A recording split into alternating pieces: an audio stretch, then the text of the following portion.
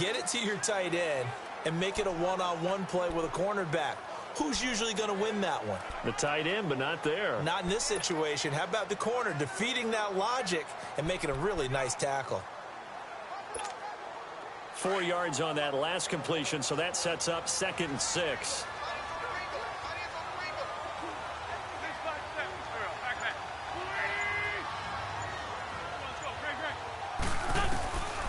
Now a shotgun snap as they'll look to throw.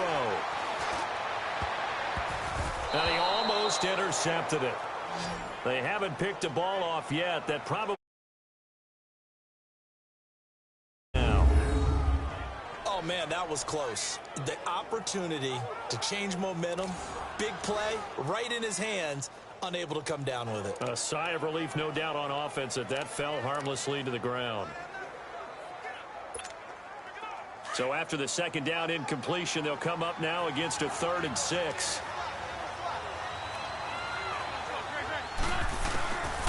They'll look to throw here. Gonna look deep for Jeffrey. And he can't quite pick it. No interception so far. That probably should have been their first, but at least it's 4th down. Credit the secondary and credit the defensive game plan. They've been in his hip pocket all game long. They understood coming in that he was a big-time receiver.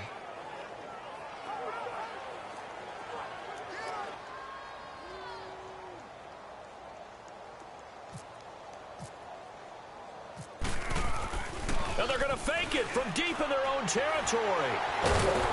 But he will not make the first down marker. And that'll be a turnover on downs.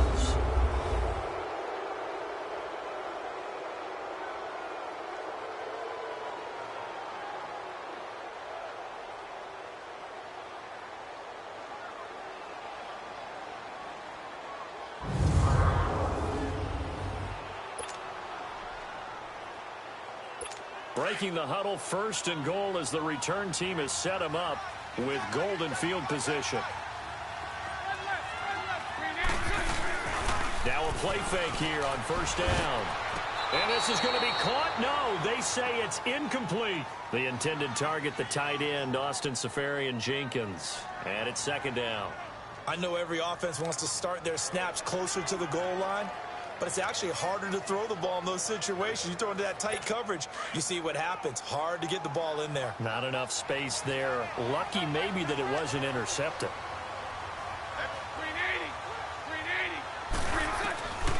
From the shotgun, he'll look to throw. And that is caught. But the back judge right there to say incomplete. Marquise Lee, the intended target. And it's 3rd down. All right, Captain. It's batten down the hatches time defensively.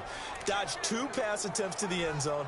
Now what do you think they're going to try and dial up on 3rd and goal? Well, knowing them and knowing what we just seen, I think they're throwing it again, don't you? I think you have to. I think in this situation, you kind of run out of your running plays, fire another one into the end zone.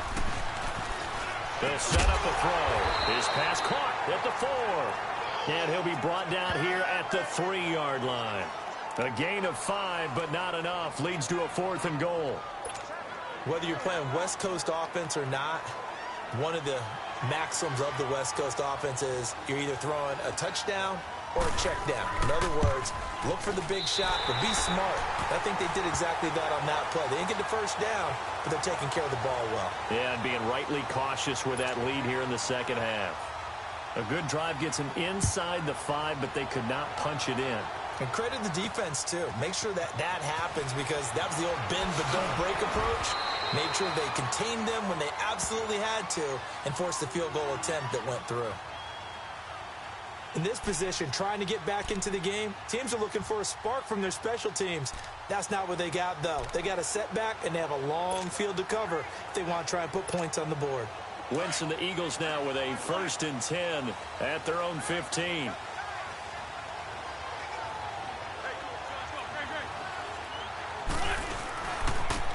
Now they try the right side here. And he'll lose yardage here. Back to the 15. It's a loss of a yard there, and now 2nd down. But if these guys are going to chop into that deficit, they got to do a much better job in the run game. Caught behind the line of scrimmage, no yardage to be found.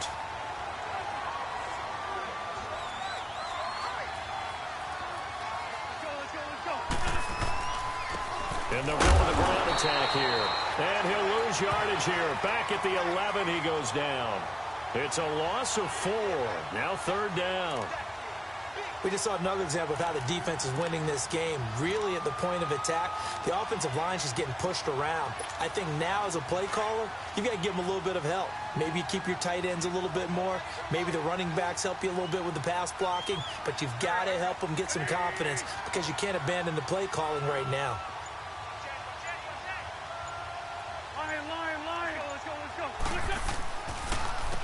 On 3rd down, they'll try and run for it on the draw. And he'll take this one only up to about his 13-yard line. Give him a couple on the run as it brings up a 4th down. The Eagles send out their punter now, standing about a yard deep in his own end zone.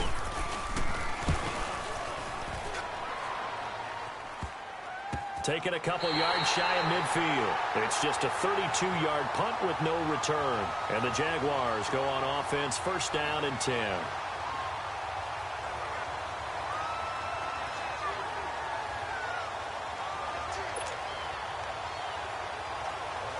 Very good starting field position for the Jaguars offense as they come up 1st and 10.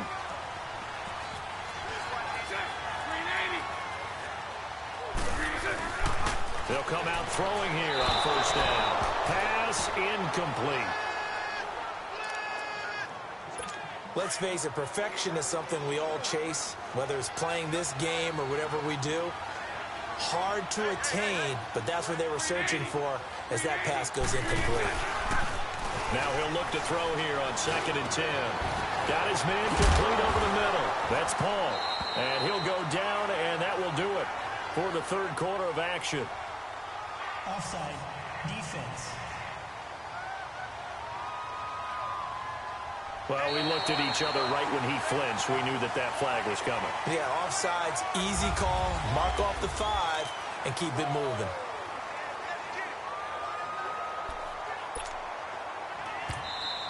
And now the Eagles going to signal for a timeout.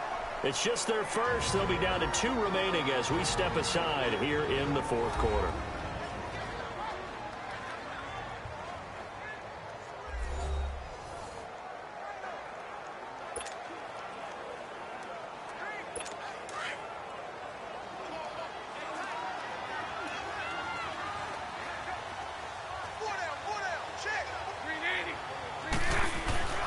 He'll drop to throw.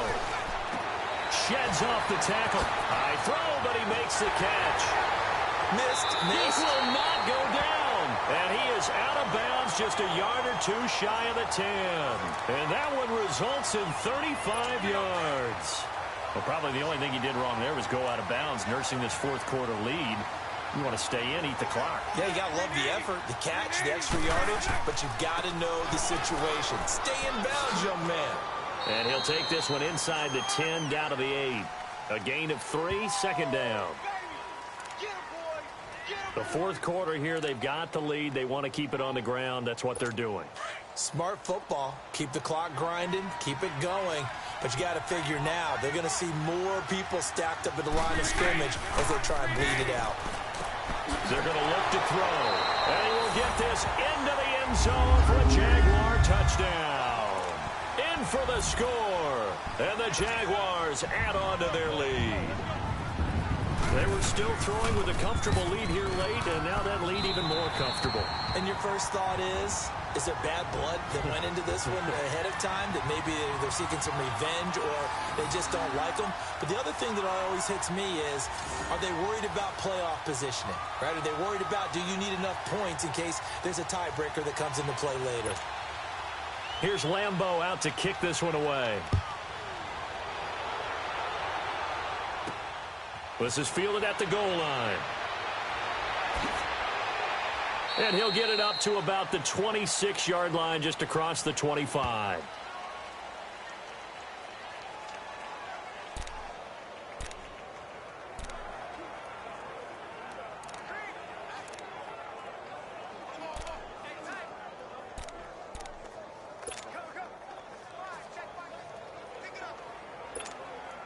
Wentz and the Eagles now with a 1st and 10 at their own 26.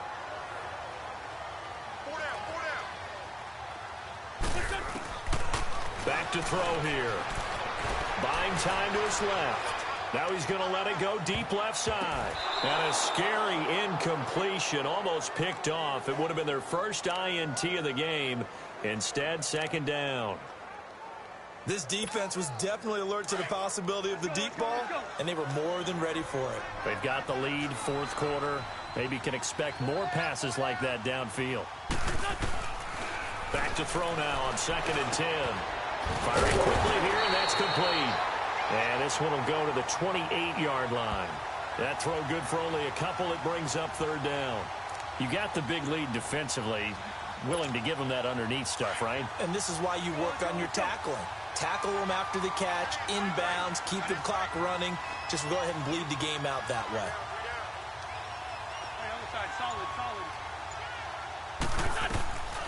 He'll look to throw. Going long here for Wallace. And he can't quite pick it. No interception so far. That probably should have been their first. But at least it's 4th down. Another wayward pass. You know, things started out poorly in this game, and to be frank, they just really haven't gotten much better. And all that does is embolden a secondary. They feel good about what's going on, and they just play better and better.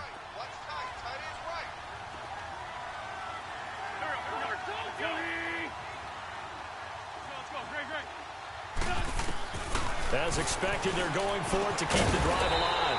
And a reception made by Alshon Jeffrey. 8 yards on the pickup, and the Eagles are going to have a 1st down. They've really been able to contain Alshon Jeffrey. That catch a rare exception in this game. And that's a feather in their cap because he's such a tone setter for his team on offense that they try and get him the ball early. And, of course, what comes after that is often. And for them to limit him and him not catch a ball until the second half, it's a big reason why his team is behind on the scoreboard. Now on 1st down, he'll drop the throw. And the Jags get to him as down he goes. Calais Campbell coming hard that time. He's able to run him down for a loss of 12. We've been around this league for a while, and many coaches never pull their starting quarterback, almost no matter the situation. In this case, though, I think he's got to make a decision. He's taking a pretty good beating out there. Yeah, with the deficit, maybe not wanting to risk an injury. Let's go.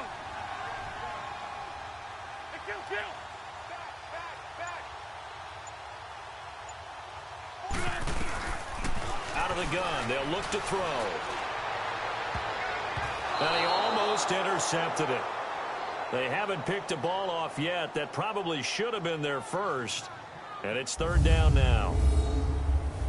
Basically, you're not going to outwork two guys very often. Double coverage. I thought he was going to go somewhere else for the football. I get it. That's a stud wide receiver. You want to try to get him the football. Yeah, sometimes you rely on him a bit too much. You forget the other options that are out there. The Eagles on 3rd down. Just 1 for 5 to this point. This will be 3rd and forever. They'll look to throw. Nowhere to escape, and he goes down. Malik Jackson able to get him down for a loss of 11 on the play, and it'll be 4th down. They were trying to set up that screen, try to get that screen to formulate. Took too long.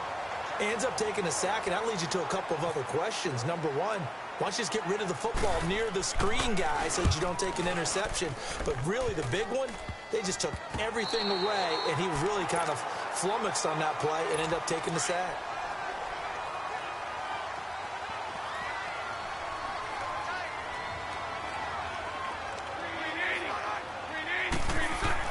Bortles on the give to Fournette. And he'll take this one down to the 36. Brought down by Nate Gibb.